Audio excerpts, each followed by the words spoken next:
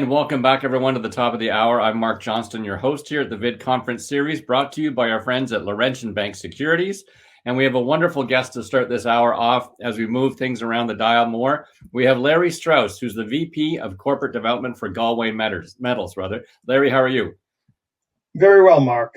Thank you very much. I appreciate it. And I'd like to thank you and Joanne from VID. I'd like to thank Laurentian Bank Securities. And I'd also like to give a shout out to Jacques Wortman, an analyst at Laurentian, who has supported us for quite some time. Very good. Well said. I'm going to step to the side and leave you to the presentation. I'll see you for the Q&A, Larry. Thanks a lot, Mark. Thank you all for joining us. I'll take it from the top. We have two key assets. We have the Clarence Stream Gold Project, which is our flagship in New Brunswick. And we have the Estrades former producing mine. It's a polymetallic VMS in the northern Abitibi of Western Quebec. Now, I'll give you a little bit of a history of the company. Rob Hinchcliffe, our CEO, started our predecessor company, Galway Resources, back in 2005. He started a gold division in 2009, and at that time, he asked Mike and I if we would join him and help him to develop a gold division within the company. And we took a trip down to Colombia, South America, to look at the project that he was putting together. It became self-evident in about a nanosecond that we were going to be able to create significant value there. At the time, the market cap of the company was $5 million. 3.5 years later, in December of 2012, we sold that company, really one asset, the one we took a look at, for $340 million. And then Galway Metals and our sister company, Galway Gold, were spinouts from that transaction.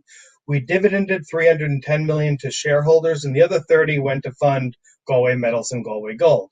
Mike Sutton's another person I'd like to highlight. He's our VP VP Exploration. He is just a great exploration geologist. He's been involved in something like 5 takeouts over the last 8 or 9 years. He spearheaded our program down in Colombia, where we found over 1 million ounces on one project and 600,000 ounces on another project. He's also currently a director of Rupert Resources. He's taken that company from about a $50 million market cap in the neighborhood of a year ago to near $1 billion today. He also found the South Mine Complex at Kirkland Lake. That hosts about 3.5 million ounces of gold, about 28 grams a ton. Huge value creation there, billions of dollars of wealth. And it's been a pleasure of mine to work with both of these gentlemen over the last dozen years. Currently, our company has cash. This is as of the end of Q3 of $15 million. You can see the shares outstanding, warrants and options. Those are correct. Now, we have a lot of skin in the game. The insiders truly believe in what we're doing. Our CEO, Rob, he has been buying consistently in the marketplace and currently has built his position up to near 15 million shares. So between insiders and our families, we have in the neighborhood of 20%, and institutional ownership, as you can see here, is around 50%. We have 36 institutions in us, and you can see some of the institutions. We just put a dozen or so up on this page to give you an indication that, a lot of institutions that look at mining every day have chosen to put their money into Galway. You can see some of the analyst coverage that we have, and we're looking to get more. We think that there's definitely room to increase our coverage. Now, both projects, Clarence Stream and Estrades, have resources. Clarence Stream has about 700,000 ounces of resources as a gold equivalent. This is just pure gold because we've got a bit of antimony in the south and the north zones. So we've got about 700,000 ounces at 2.2 grams. Now, this resource is about 4.5 years old now. We're going to be issuing an update in the first quarter. Yesterday, we announced a delay. We were going to put it out this quarter, but we recognize that we're able to combine the George Murphy zone, which is one of our deposits that's not in resource, with the ADRIAN, which is another that's not in resource, with the Richard zone that's also not in resource. Four deposits actually are not in resource that we're going to be putting into resource, and we're going to be able to combine those deposits. And rather than just putting it out now, with the exploration successes that we've had, we're going to put it out in the first quarter. There's also been tremendous delays in the assay labs, and there are some key assays that, the core looks good. We're just waiting for the results. Here we are at Estrades. Estrades is more up to date from a drilling perspective. We've got a suite of 5 different metals. It's a VMS, and VMSs typically host gold, silver, zinc, copper, and lead. The dominant metals here are gold and zinc.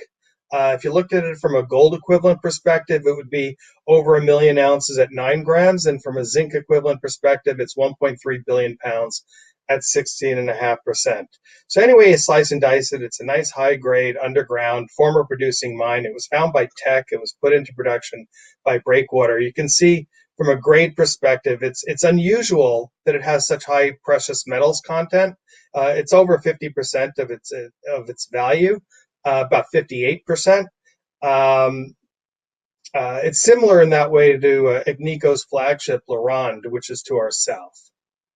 Now, another thing to point out, I'll back up to Clarence Stream for a second. About Clarence Stream, is 70,000 meters of drilling went to define the 700,000 ounces of gold.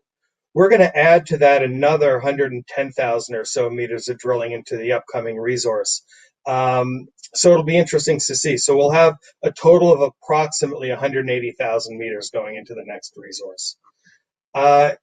Here's our infrastructure map for Clarence Stream. It's a huge, large land position. We'll be talking Clarence Stream for a while, then we'll switch over to Estrades. So here we've got a 65-kilometer trend, 60,000 hectare land position, and from an infrastructure perspective, it's about as good as you can get. It's rural, but you wouldn't have to build a mining camp because you have towns to the south.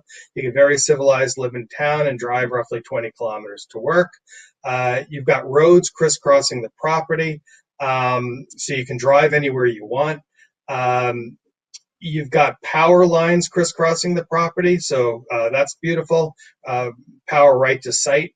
You've got rail encircling the property and going further afield. You've got a deep sea port at St. John, an airport at St. John, and at Fredericton, and of course at Moncton. So we're well covered from an infrastructure perspective. And then there's a mill. This mill we do not own. It's called the Mount Pleasant Mine and Mill. It's sitting adjacent to our claim blocks. We basically have 2 claim blocks there. But this is it. It was a Billiton-built mill back in the 1980s, and it was mining for tungsten. There's also indium, molybdenum, and tin in the resource. Now, this mine was in operation for only 2 years, and it's been on care and maintenance since the 80s. We're here every day because this is where we have our core logging facilities, core splitting, and our core farm is out back. And this is a portion of the tailings facility. It goes further way off this slide. It's quite large. And you can imagine that Billiton did not build a mine for a 2-year life. So you can imagine that there's quite a lot of capacity sitting here. And you look in the distance, it's basically bush country. It's a great place to work. As you can see, you can drive anywhere you want. The government bends over backward to help you out. They even have a junior mining assistance program to give you some matching funds on exploration. That's how we've actually funded some of the discoveries that we've made. To get a drilling permit, it takes only 3 weeks. We were looking at some assets in the States, and one of the states where we were looking, it took 11 months. And then if you want to move the rig 20 meters away, and you got to wait another 11 months to drill. It just, from our perspective, doesn't make sense. This is just like a breath of fresh air. So when we got here, both of our projects we acquired in August of 2016, just by coincidence. So we've only owned the projects for about 5 years. And when we bought Clarence, people were saying to us, well, why are you buying a project on the East Coast? Everybody knows you can't find major multi-million ounce deposits on the East Coast. And Mike Sutton, to his everlasting credit, thought that was hogwash. he used more colorful language than that, but in any event, it kind of is because it has all of the geologic features. And I'll get into that in a minute of what you would want. But what's really interesting about this map here is that now that paradigm has shifted on its head. It's turned 180 degrees. It's not, can you find major multi-million ounce deposits? It's now kind of the place to be. You see all the news being created by Newfound Gold. They have a $1.2 billion market cap. Marathon's got in the neighborhood of an $800 million market cap, near 5 million ounces. You go down to St. Barbara, who took out Atlantic Gold a couple of years ago for $800 million. They have a few million ounces there. You go down to the Carolinas, even down in the U.S. They took out Remarco a few years ago, also for over $800 million. So up and down the trend, you've got multi-million ounce deposits, lots of value being created, and we're sitting in the middle of it, pretty much in the same rocks as you see where Newfound is and where Haley is down in the Carolinas. Great place to be. Another project besides Newfound that we can compare ourselves to is Fosterville. It's on the other side of the world in Australia, but you can look at the core. It's quite similar, and you can look at the core from the Keats project that Newfound has, and it's quite similar to ours. It's a intrusion-related, structurally controlled gold system, and in fact, in Australia at Fosterville, they also have antimony, as do we in the south and the north zones. And that's a telltale sign for an intrusion-related gold system. Here we are in our geology map, and this is kind of where some rubber hits the road for us and why the gold is here. So what you have here is a major accretionary structure going up and down the coast. In this part of the coast, it's called the Sawyerberg Fault. In other parts, it has different names. But it's where one tectonic plate collided with another tectonic plate, creating this major fault. And it's not just one fault, but it's a fault system with lots of splays coming off of it, which are also conducive to mineralization. In fact, this mineralization that we have found here is just one of the many splays off of this. And I'll show you that in a minute. What's also important, and the reason we took up so much ground, is we wanted the fault. We wanted all the showings going up and down the trend. So Mike did some background research, and he saw that there was a PhD student who put together all of the work that historically was done in this area. And what he found was that there were all these showings up and down the trend, both on our eastern block and down to our west, that were never followed up. So you've got these 9+ gram chip samples that haven't been followed up. He likened it to working along the Larder Lake Break or the Dester Porcupine and Timmins, Kirkland Lake area 100, 150 years ago, where these showings existed, but the follow-up work hadn't been done. Now, of course, you're finding, major mines all along the trend. And so what we did is we picked up, the trend. When we got here, nobody was here. So the parts that we acquired was generally in this area and down in here, and all the rest of it we staked. And we staked what we think is the best ground. Now, the pink on the bottom are the intrusions. This is a granite in the light pink, and this is a gabbro complex in the dark pink. What's also important are these little guys sticking up within the blue sediments, up and down the trend. Now, some of these aren't so little. You look at this guy, he's over 10 kilometers long, to give you a scale, because here's the scale. It's quite large. It's 50 kilometers. And each and every one of these are ringed with gold, whether it's gold in tills, the glacial tills, the soils, boulders, chip samples, each and every one. And our exploration thesis is that we're going to be finding deposits ringing these intrusions. And so far, we've been, ridiculously successful on our exploration, and we quite frankly don't see an end in sight. We think we're in the bottom of the first inning in a long-term play here. Keep in mind this gabbro. I'm going to talk about it a little bit, but what we've been drilling is principally just the south side of this one intrusion. Well, what does that say about all these other guys sticking up? And look at where all these showings are. They're right up against the intrusion or between intrusion. That's kind of where this north zone deposit is. It's between these two guys. The south zone is up against it, and these guys are up against here. So, and from our perspective, there's a lot to be found. And this Gabbro complex is right over here. And I'm going to talk about that for a minute. Before I do, I'll tell you what you're looking at. What you're looking at is a magnetics map. So in the blues, those are the mag lows, and all of the deposits are associated with mag lows. The brown/orange color that you see here, those are the mag highs, and you can have gold in the mag highs, like for example at Oak Bay. The highs are the Gabbro dikes. The lows are the sediments, and they're both mineralized. We've recently drilled it, announced, that we're making a discovery here. The reality is one historic drill hole was drilled through Oak Bay, and it came back 5.2 over 2.5. That was 16, 17 years ago. So we followed that up, and we thought it was obvious that we were going to make a discovery. We did, but there are soils. There's a big boulder field ranging up to 43 grams. Boulders, 13 of them are over 10 grams. You've got the Sawyerbrooke Fault, the main conduit for fluid flow coming through here.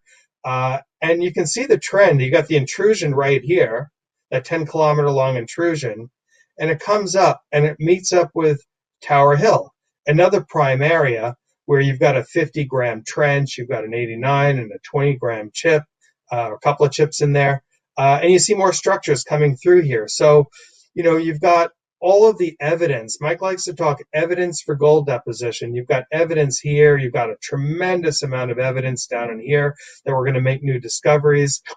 Stay tuned. We've had a lot of success so far, and I'll talk to that. So the diamonds here, these are the glacial tills. And the tills in the south zone, ranging up to 24 ppb, is what led to the south zone's discovery. And the till here, 12 and 16, led to the North Zone's discovery. A prospector came in, found some boulders in the areas of both deposits, optioned the ground to Free West. Free West drilled it for 10 years. They drilled 50,000 meters, and they're credited with the discoveries of the South and North Zones. And they did really good work, but they stayed here, for 10 years, and they drilled 50,000 meters. We've been, way more aggressive. Since then, we've drilled probably about 130 plus thousand meters, and we've owned the property for 5 years. For the first 3 of those 5 years, we had only one rig. We went to 2, then 3, then 5, and now we have 6 rigs operating. So we could get done in 6 months what used to take us, what did take us 3 years to do. So we're trying to accelerate the program as best as we can as a junior company in a not particularly great market for juniors. What you see here are all the discoveries we've made, and as you can see, it's in a mag low, and it's off of this one splay off the main structure. And in white, you can see splay after splay after splay that Mike has drawn in here, which are prime targets. Now, the reason why I was talking about this Gabbro complex, well, a few reasons. One, you can see how it's lighting up for kilometer after kilometer of soils. That's what these hot colors are of the soils, both in a northwest and in a northeast direction. It's easier to see the northwest direction, but it's also going in a northeast direction, which is the main trend that we have here. Now, the north zone goes in a northwest, and these others go in a northeast. So you can get these conjugate vein sets. Now, the south zone is comprised of Gabbro dikes in contact with sediments, both of which are mineralized. This Oak Bay area is comprised of Gabbro dikes in contact with sediments, both of which are mineralized. Now, this is the Gabbro complex, and we believe that the dikes came from this complex. And these two areas, these two deposits, are 19 kilometers apart. So what does that say about this complex and the area above it? You look at this granitic batholith and this Gabbro, and you say to yourself, well, these are younger. They came up after, the tectonic plates collided, created the heat sources for the fluids to come up, for these intrusions to come. Well, what did that do to the sediments in this area? it would have mashed them, it would have folded them, faulted them, prepared the sediments to be host rocks for the gold deposition. These tills are really important. You've got the second highest till sitting over here, the third highest till anywhere on our property over here, and the highest in the granite. We put a soil grid. That's the only work that we did over here. And we put a soil grid in the highest and it lights up. So, we haven't drilled any of this. None of this ground has been drilled. It's all highly prospective. We're convinced we're going to be making new discoveries.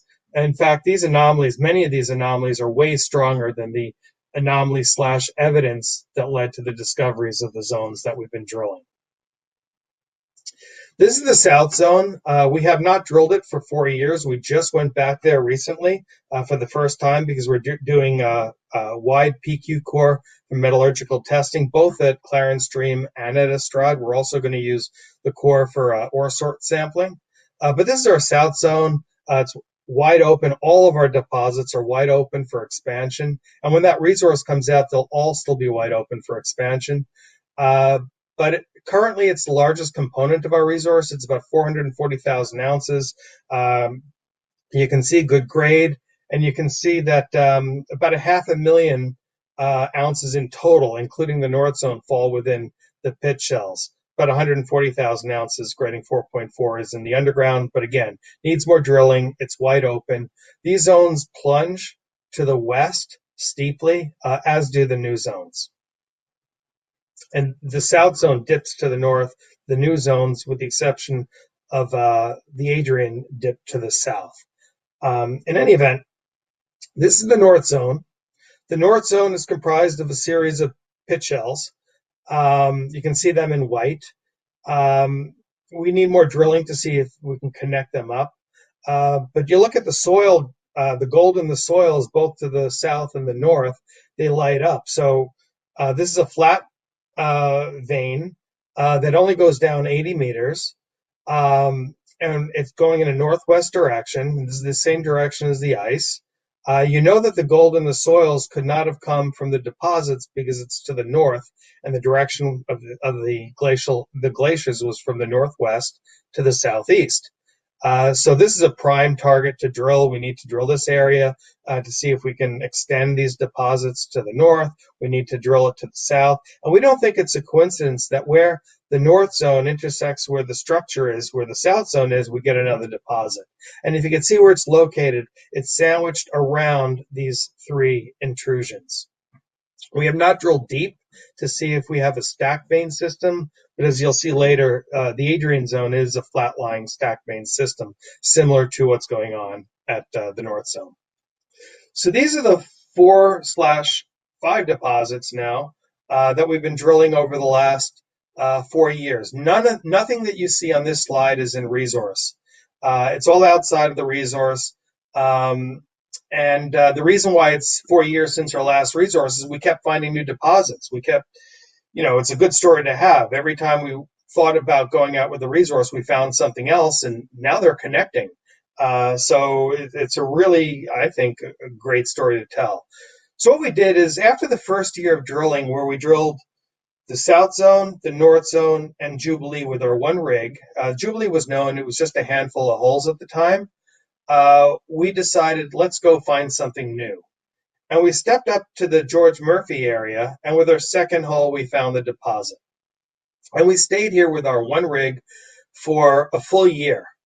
And we drilled about 500 meters. We found at the time 3 main veins. Now there's probably a half a dozen veins or so here.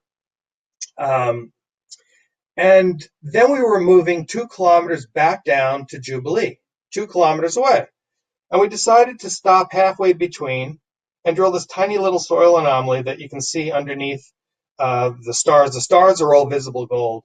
And in here is the soils that you can see. This is the soils in our map. In the background is the magnetics map. And this is the intrusion that were associated with all of these deposits.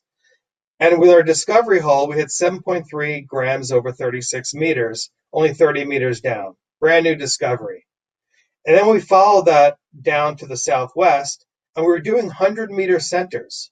Every 100 meters, we kept hitting. We were really surprised at the continuity that we were getting, because typically in these quartz vein hosted gold system, you'll get a high grade shoot surrounded by lower grade stockworks, maybe another high grade shoots, and then maybe nothing for a while. But that wasn't happening. So now it's pretty much connected with Jubilee. That would be 1.5 kilometers of mineralization. What's really cool is down here to the southwest, right on trend with what we've been drilling, we hit 186 grams, 6 ounces per ton. That was a year and a half ago that we found that. We have not freed up our rig to go follow that up. So that's something that we're going to be doing next year, is following up this new discovery, where it's no longer new, but it's just a one-hole wonder sitting out here, to see if we can extend that, continue that. And we also see this northwest trend where it meets the northeast trend. Boom, we've got another discovery. Well, what does that say about the other side of the intrusion? I'll get to that in a second, but you can see this trend. I'll tell you about the discovery of the ADRIAN zone before I get to the other side and this new discovery up here. Mike likes to let holes fly. So he does that for various reasons, but one of the reasons is pure exploration. Are we going to hit more veins? And when he let a hole fly in this area, he hit 2 new veins, 75 meters and 150 meters north of the main George Murphy. And he was following them up, and he was getting decent results. Nothing spectacular yet. The early results there were just okay. And then he decided to do a 320-meter step out. This was not last summer, but the summer before. And he did a 320-meter step out to test a little soil anomaly that's now obliterated by everything that you see going on here. You can't really see it. And with our first hole in that area, we hit 13 grams over 13 meters.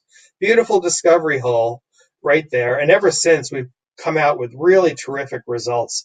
Yesterday, we came out with 5.8 grams over 55 meters in this ADRIAN zone area. And now the original holes, those George Murphy North veins, actually link up with ADRIAN. And this whole zone, all of the zones are wide open in every direction. There's nothing here closed off. What Mike also did is he did a large step out, a 400-meter step out up in here. Because remember what I said, in the first year, we only drilled 500 meters of this George Murphy. So we decided, all right, these are the original soils that led to the discovery of the George Murphy. What happens if we do a big step out?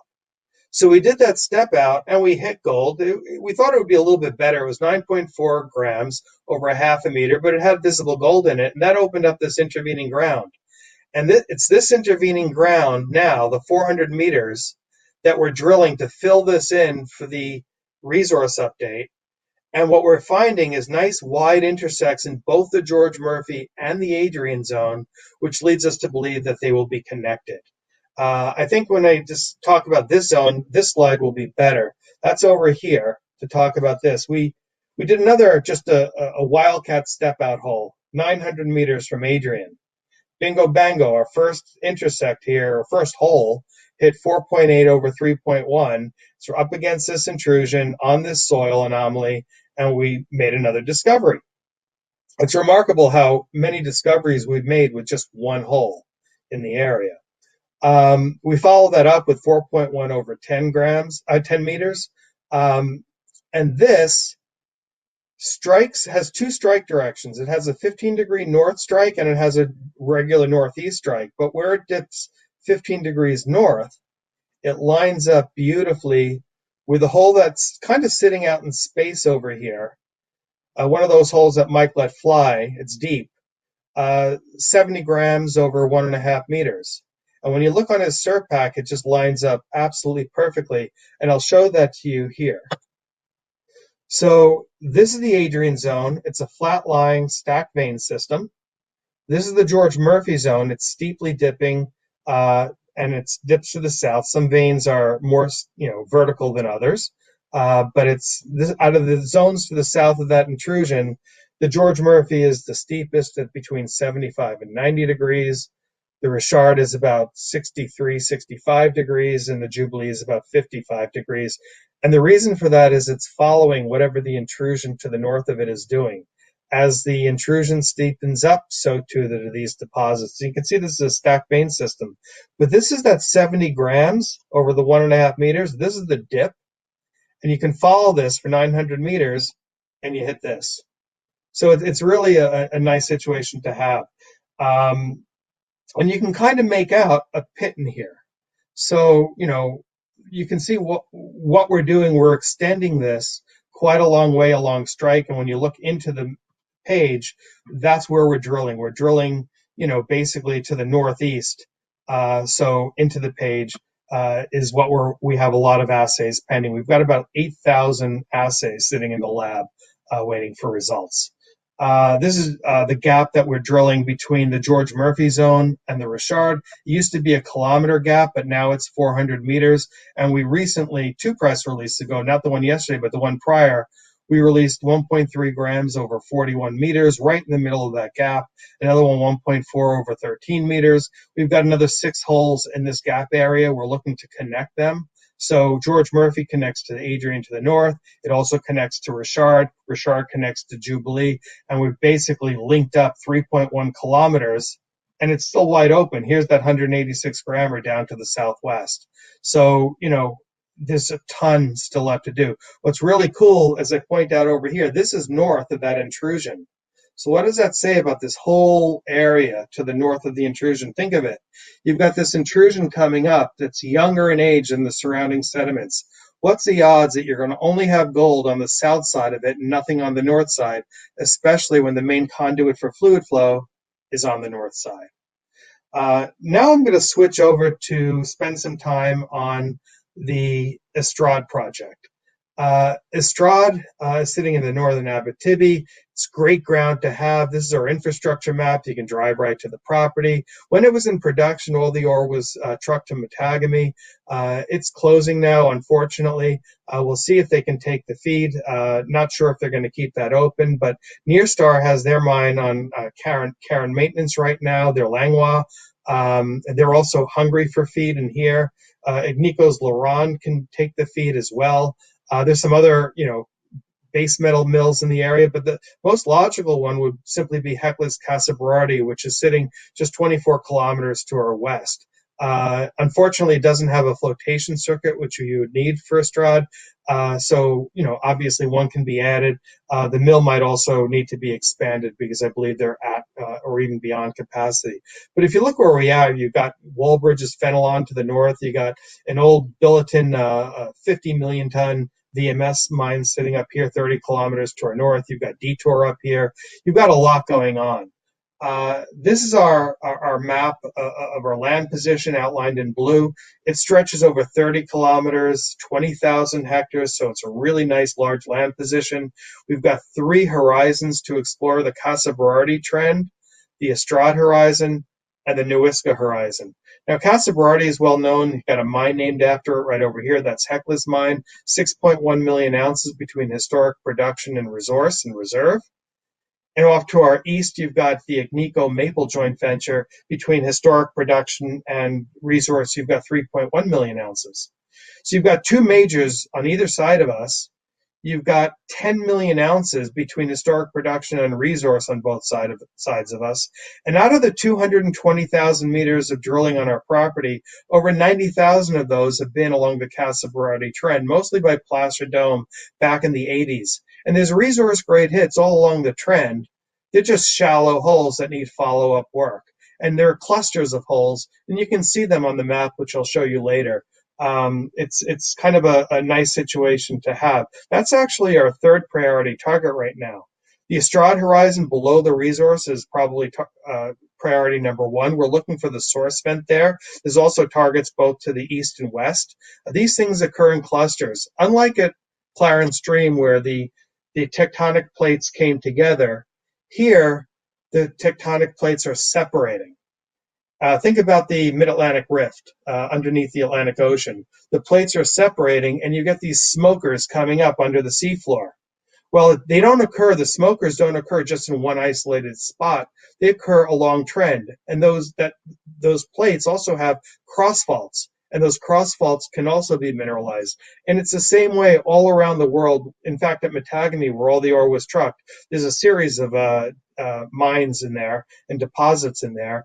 It's just you can, in Rwanda, the same thing. It's all around the world where that happens. Here's another little one right off to our west. Yorba's Caribou is another VMS. Down here, the Telbel, Joutel, Poirier mines are more VMS mines. Telbel was Agnico Eagle's first gold mine. It was a Telbel Eagle mine. That's where their name comes from. And you follow that along trend and you get to our Nuiska horizon. There's a lot of smoke down here. We're really looking forward to drilling that this winter. We have we have one rig operating all year. This winter we'll have 3 rigs, likely put 2 of them at Nuiska and 1 of them at Estrades. This is where our resource is. It's unusual for a VMS. It stretches 1.6 kilometers. Usually these things are 200 to 600 meters along strike, and we think it's this long because we think that there are 2 source vents at depth. We did some Titan surveys, which looks at the chargeability of electricity to go through rock. And basically, the electrical current can go through down at least to 2 kilometers. And the strongest indications here are both to our west and our east sides. Now, I went through the resource with you. The average is 9 grams equivalent. So it's a really nice high grade. Our first hole was 72 grams here. Right in the middle, we released earlier this year 22 grams and 13 grams, almost 14 grams gold over a combined 6 meters. Earlier this year, we released this guy off right against this cross fault over here. And really high grade, 10.7 grams gold, 423 grams silver, almost 23% zinc, almost 3% copper, and 2.5% or so lead over 2.7 meters. A really nice high grade, and that's the highest intersect in this area. We'll look to bring that to surface. But the other down at the bottom of this plumb is 28% zinc and 18% zinc over a combined 6 meters. And that begs the question, what's below it? We did try drilling it, but the hole stayed straight. We expected them to deviate to the west. They didn't. So we're going to wedge off of these and see what we can hit in this intervening ground, and probably drill also closer to this cross fault to see if we can follow this trend down to depth. We're also going to be wedging off of some holes down in here to see if we can hit the copper-rich source vent. So there's a copper-rich zone down in here, and this copper-rich over here. And we're following the copper to find the rich source vent. And probably the most important hole on this property is right over here. This was also very recently released. It's a kilometer vertical down. We hit 24 meters of massive sulfides. It didn't all run. Quite a lot of it was pyrite, but it did run up to 11% zinc and 1 gram gold within it. And we think we might just be on the edge of a source vent in this hole. This might just be the smoke to something much bigger and juicier at depth. And to put that in perspective, Agnico's LaRonde mine, everybody thinks of it as a gold mine. It's a VMS. It doesn't start until 800 meters down. Well, that's below all of our resource. This is a kilometer vertical. Now, LaRonde goes down over 3 kilometers. So these things can have great depth associated with them. So we'll see. This is a beautiful target. We're going to be looking to wedge off of this hole. This was a wedge we were putting in, but we never completed it because of an early spring break. Here we have up to 5% copper in some of these wedges, but we're waiting on a whole bunch of assays to come back from the lab over there. But this is a beautiful target, as is the target over here, and I'll show that to you right now. So this is east of that cross fault, at the cross fault, and west of the cross fault, and it's showing you that the Titan anomaly goes down 2 kilometers, and you can see up in here 28% and 18% zinc. That's where the bottom of that mineralization is that we hit. Well, what's below it? We're really looking forward to finding that out. And what we did is we took one of those lines right along where the cross fault is, down to the Nuiska horizon, to see what happens when the cross fault crosses the rhyolite, which is where the yellow, where these VMSs in this area are hosted. And bingo bango, we found a lookalike. Here's what we call Estrades South along the Newiska horizon. And here's Estrades. This is to the north. You can see all the drilling associated with Estrades. And here we do have one hole into it. It hit massive sulfide. Again, unfortunately, it was all pyrite, but we'll drill deeper. And we're not too concerned that it was all pyrite because the near stars Langlois has a pyrite cap to it, and below it is the mine. So we'll see what we have. Now, our favorite exploration target is to our east along Newiska horizon. This is our favorite grassroots exploration. All of the drilling that was done here was done prior to the geophysics. And they all hit anomalous metal, and some of it wasn't so bad. By the way, this is 5 kilometers long. We hit 130 meters of copper stringers ranging up to 4% copper in it. There's also 1.1% copper over 9.4 meters, 1.2% over 7.1 meters. So some really nice, indications that we're onto something here. We started this hole right here, and we hit 200 meters of stringers. And then we got into the rhyolite, and we were only about 20 meters in when we had to stop drilling again because of an early spring melt. We had a 1-inch sphalerite, a zinc stringer. We sampled that over about 20 inches, and that 20 inches ran 3.3% zinc. So this probably was in excess of 50% zinc, maybe up to 60% zinc in here. So we're really itching to get back here because the stringers lead you to the VMSs.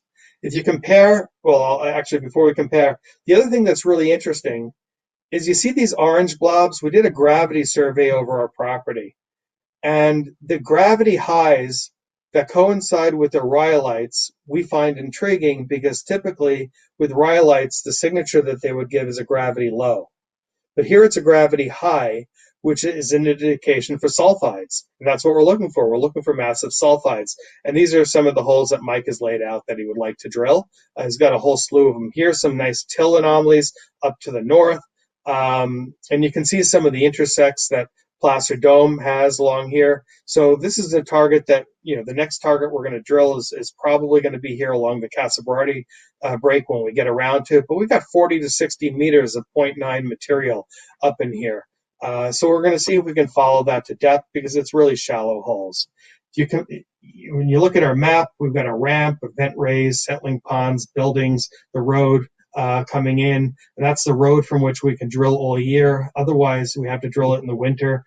So we can drill on the west side and on the east side, but not in the middle of the Estrades resource. And everywhere else on our property, we have to drill in winter.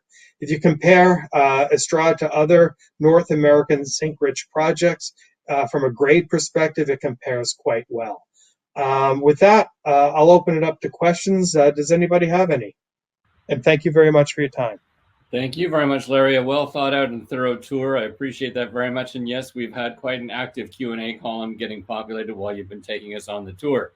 So we will launch right in here. I have a question from Jacques that says, this week's press release, Larry, seems to indicate that the George Murphy zone and the ADRIAN zones could be the new center of gravity with strong grades and good thickness of mineralization. Is that the thinking by management?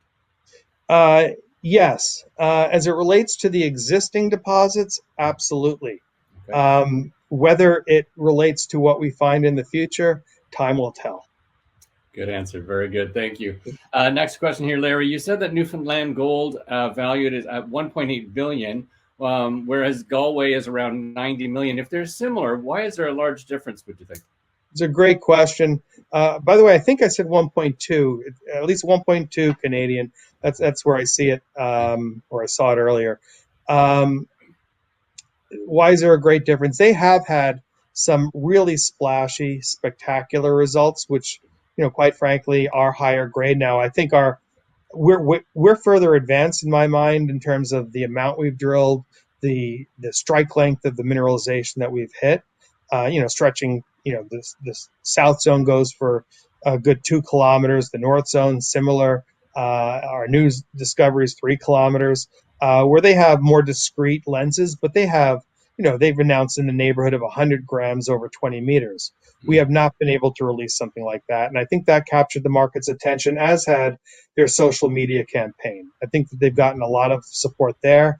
Plus, they've got the likes of Eric Sprott and Rob McEwen. We do have Eric Sprott as a shareholder, and we're looking forward one day to getting Rob McEwen as a shareholder. Good outlook, Larry. Good outlook. Thank you very much. We have a very kind note from John, who's down in Aruba. I'm not sure if you remember him, but there was a thank you for a 45-minute long call on a Friday afternoon, long distance, years back. He says to say thank you for that. And his question is, has David Rees finally been able to get to the site? And if yes, what were his comments? No. Long answer short, sorry. He didn't this last summer. We will get him out there next year. As long as COVID doesn't resurrect, he'll be there when the snow melts. Fair enough. Thank you, Larry. Next question from Nicholas. Should we expect a new resource early in the first half of Q1 or the second half? Look, I did not want to pigeonhole us. It was my suggestion to the team, and nobody gave any fight to it, that we just say the first quarter. We don't know. We don't have control over the timing of the labs. What the results will be, we don't know in terms of what we get back. We're not trying to play coy at all. Also, the individual doing the resource, he's got other demands on his time. So there are a lot of factors that are going into the timing of this. So instead of pigeonholing ourselves in January, the first half, we're just saying the first quarter, and we'll get it out as soon as we possibly can. Very good. Thank you for that. A very fair answer, Larry. Eric chimes in and is asking, at Clarence Stream, are the First Nations in the area partners? And is social acceptability been an increasing issue in New Brunswick? What is the total hectare land package for Estrades in northwest Quebec? For the first question, for Clarence Stream and the First Nations, we consider all people in the area to be our partners.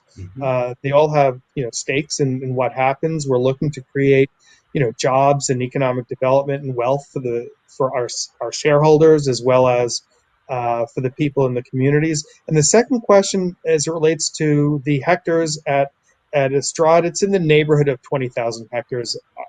I don't have the exact number, but it's about 20,000 hectares. Fair enough. Thank you for that. We have Bud here suggesting that Estrades seems to be completely discounted by the market, but has great results. Is there anything being done to promote this story? Yes. We are going to be drilling with 3 rigs. We did put out a couple of press releases on Estrades this year. We're hoping to get more out, but we think that a few things. One, we're looking for a source vent. So if you see us coming out with 20, 30, 40 meters of high grade, call it 4 or 5% copper, 8-10% zinc, plus gold and silver in it, the market will know what we hit. It'll be very different than the mineralization that we've hit to date in the resource, and I think that will spur the market. We also talk to others about trying to create value. I'm not going to get into any details, but that's obviously a strategy. And from a social media perspective, we recently put out a note talking about the fact that zinc, as well as nickel, we don't have nickel, but in the same press release, the USGS recommended that zinc and nickel be added to the critical minerals in the U.S., which is something that Canada did recently. So we are trying, and quite frankly, from my perspective, look for Galway to have an improved social media presence in 2022, both for Clarence Stream and for Estrades. Great, thank you for that, Larry. Time for 1 or 2 more questions here before we round out the hour. Curious here, when the resource is out, will Galway shift its focus to other areas now that the existing deposits have been drilled off? Well, yes and no.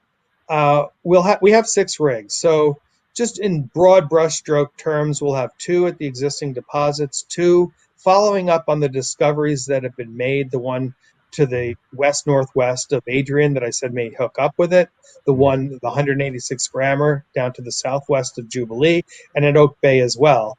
And then we'll have 2 more doing wildcat explorations.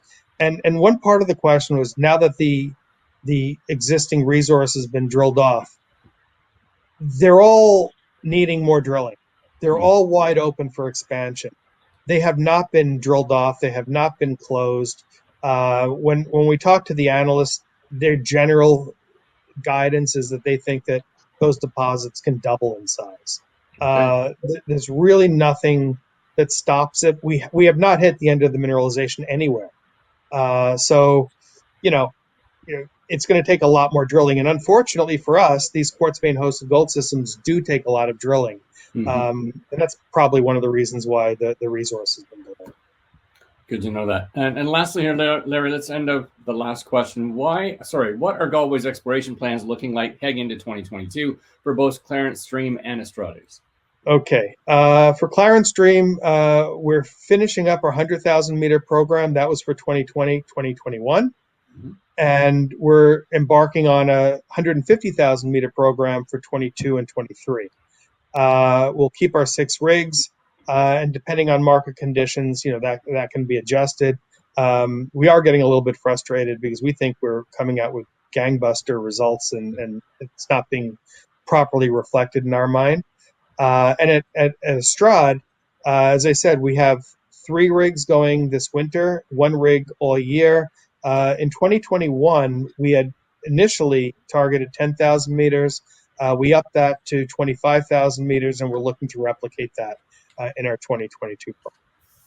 Terrific, Larry. A really great tour through the company and insights into the new year. I appreciate that. I know the audience has been very engaged in our session. I will say thank you for your time. My very best to you and yours for the holidays, and we'll look forward to watching the company.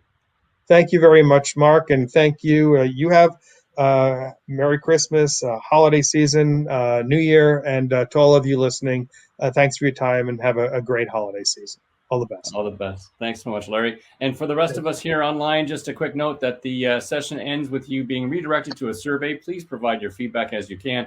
And at the top of the hours, we have Prime Mining coming up next. Thanks for your time, and we'll see you in the next session.